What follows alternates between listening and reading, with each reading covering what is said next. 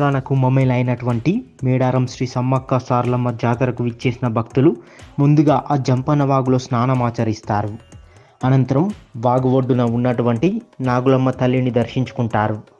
అసలు ఎవరి నాగులమ్మ అనే విషయానికి వస్తే మేడ రాజ్యానికి రాజు అయినటువంటి పడిగిద్దరాజు యొక్క రెండవ భార్య ఆ నాగులమ్మ అన్నట్లు చరిత్ర చెబుతుంది.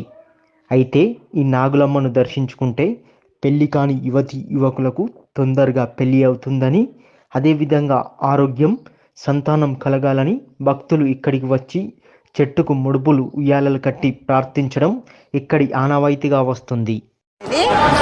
సమ్మక్క చెల్లె నాగులమ్మ అని అంటారు. జంప ఏమో అక్క కొడుకు, చిన్నమ్మ అవుతుంది. జంపన్నకు చిన్నమ్మ అవుతుంది నాగులమ్మ. అయితే ఇది 10-20 సంవత్సరాల నుంచి కొలుస్తాను కావచ్చు. మాది నార్లపూర్ నుంచి ఇక్కడ నిలబెట్టి ఇక్కడ కొలుస్తాము. అయితే వీళ్ళకు నాగులమ్మ దేవుడికి మొక్కుకుంటారు.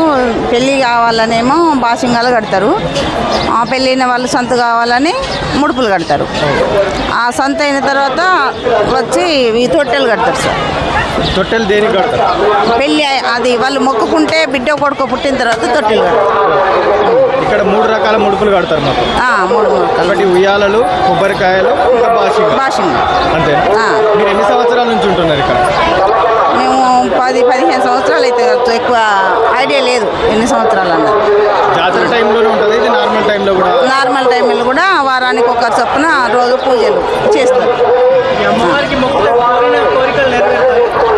నెరవేరుతాయనే నమ్మకం కొద్దీ ఇవి ముడుపులు కడతారు సార్.